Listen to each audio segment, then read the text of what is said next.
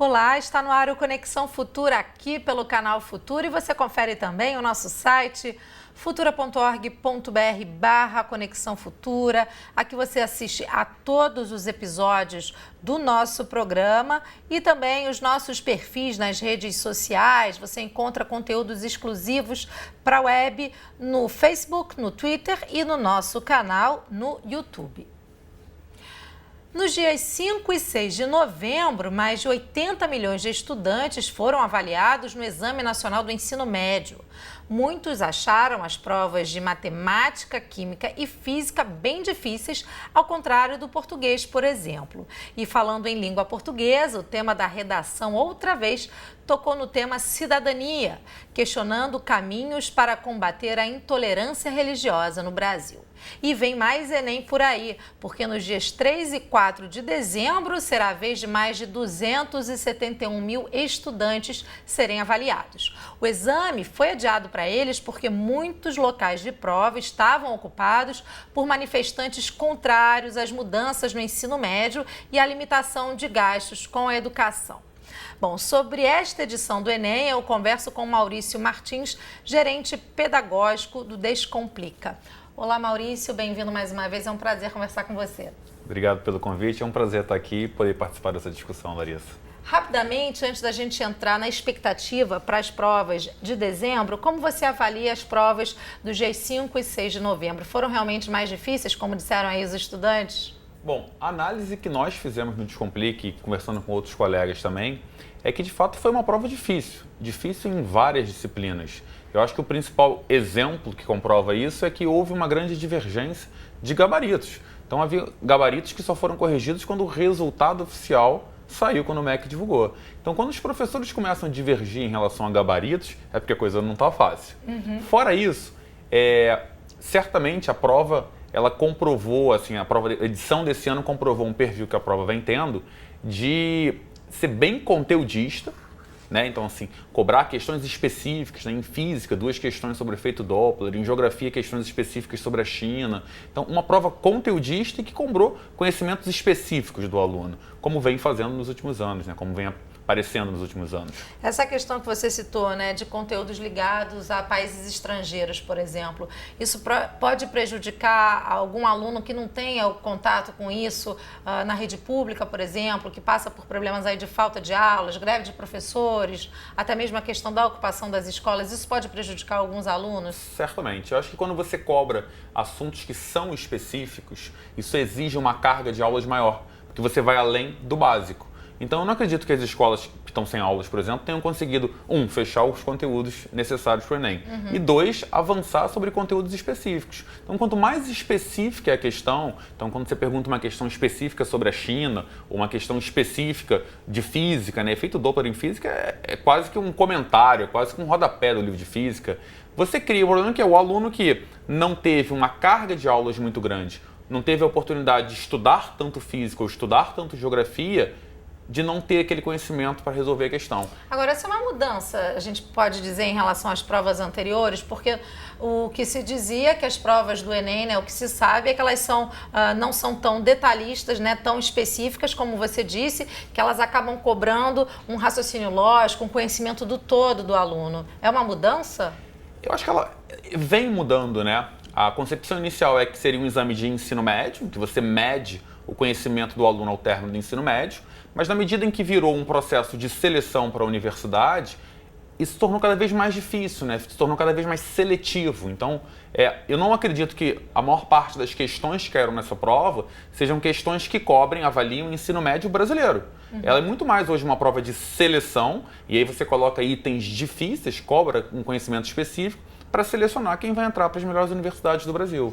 Outras disciplinas que foram muito faladas até no Twitter, né, muito utilizado pelos estudantes que fizeram o Enem, foram Sociologia e Filosofia, que são provas previstas no Exame Nacional do Ensino Médio e que foram consideradas muito acadêmicas. Vocês avaliaram dessa forma também? Perfeito. Eu fiz a prova, né? Aliás, todo ano eu faço a prova, né? E eu começo sempre pela prova de Ciências Humanas. E eu tive uma dificuldade enorme em fazer a prova de filosofia, principalmente. As questões de filosofia tinham textos difíceis de serem lidos. E eu, inclusive, apostaria aqui que em nenhum país do mundo cobram-se textos tão complexos numa avaliação de ensino médio, de educação básica, como caíram esse ano na prova do Enem. Quer dizer, que textos de Shakespeare, textos de Habermas, são textos difíceis de serem lidos e que exigiam a interpretação deles para poder responder a questão. Então, não acho que condiz com a realidade do nosso ensino médio. Agora vamos falar então das provas dos dias 3 e 4 de dezembro. Os alunos que foram transferidos para essa data, né, por conta das ocupações das escolas, eles podem de que forma aproveitar esse tempo então maior que tiveram para estudar, para se preparar? Ou será que nem todos estão pensando dessa forma, estão se sentindo mais prejudicados porque já estavam na ansiedade de realizar logo o Enem? Eu acho que essa questão dos alunos que vão fazer a prova num segundo momento, ela pode ser vista de forma positiva ou de forma negativa. Qual é o lado positivo? O aluno tem mais tempo para estudar, o aluno pode se basear na última prova para estudar para a próxima. Então ele tem aí a vantagem de ter mais tempo para se preparar e tem a vantagem de usar a última prova como referência para a próxima. As desvantagens são o risco que o aluno tem de perder o foco. Certamente as escolas que estavam naquele ritmo de preparação para o Enem não continuam nesse ritmo de preparação para o Enem. Então, assim, se o aluno não se autopoliciar para manter esse foco, ele corre o risco de se acomodar e não chegar na véspera da prova naquela energia que ele estava, que os outros alunos estavam na primeira Porque muitas escolas edição. Acabam fazendo projetos especiais, Perfeito. né? Perfeito. Maratona de simulados. Perfeito. Então isso provavelmente agora não está acontecendo da mesma forma. E tem um aspecto também, só para concluir, Claro. que é motivacional, né? Assim, que nem emocional, né? Assim, o aluno ele se sente emocionalmente mais abalado, né? Porque assim, ele tem que esperar, tem que trabalhar a questão da ansiedade. Então, isso tudo para um jovem que tem 16, 17 ou 18 anos é muito difícil, né? Então, assim, eu acho que tem dois aspectos aí positivos e dois negativos e gerir isso é muito importante. Agora, a redação gera sempre muita expectativa em relação ao tema.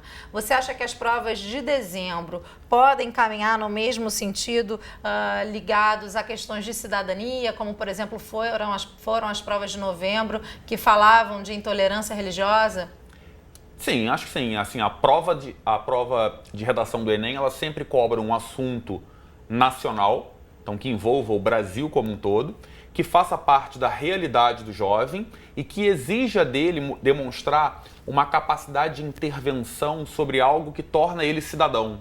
Então, assim, ele como um cidadão brasileiro, como é que ele intervém na situação da intolerância religiosa? Como é que ele enxerga a questão de Operação Lei Seca? Então, são sempre temas que envolvem a cidadania na realidade do jovem e que são temas nacionais. Esse é um aspecto que é sempre importante tratar, né? Não pensar na redação numa questão específica de uma região ou um fato Perfeito. muito isolado, né? Perfeito. Pensar num aspecto nacional. Quero rapidamente para a internet, para a gente mostrar o site do Descomplica, tá aí na tela para você, descomplica.com.br. Aqui aulas online e com dicas importantes para você que vai fazer o Enem então em dezembro. Ainda dá tempo de recorrer ao Descomplica e também a outros sites, né, Maurício? A internet pode ser um facilitador para se preparar para essas provas de dezembro também. Eu acredito que a Para quem internet... está precisando correr contra o tempo. É verdade. A internet é onde você tem hoje um grande repositório de informações em que, se você souber utilizar de maneira adequada, você consegue conciliar isso com o seu tempo, com a sua estratégia, que é muito importante que você tenha até a próxima prova. É preciso traçar estratégia para os dias da prova? Ah, sim.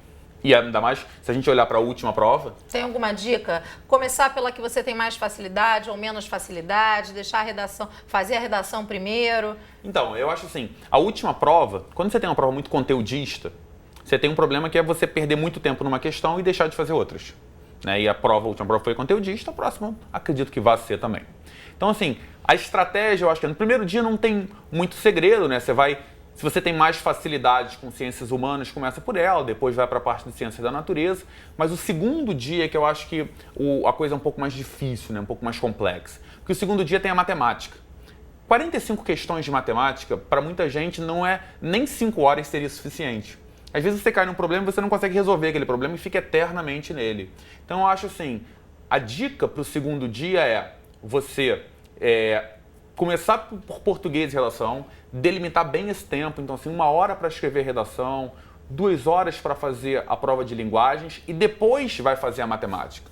Para você não correr o risco de cair na matemática num problema longo e não conseguir fazer a redação ou a prova de linguagens. Agora, independente da estratégia de cada um, e essa é só uma dica, o mais importante é que você vai dormir no sábado à noite sabendo qual é a sua estratégia para domingo. E não chegar na hora e falar assim, agora eu vou bolar uma estratégia. A mesma coisa de sexta para sábado, Mesma né? coisa de sexta para sábado. Dormir pensando como é que você vai começar a prova.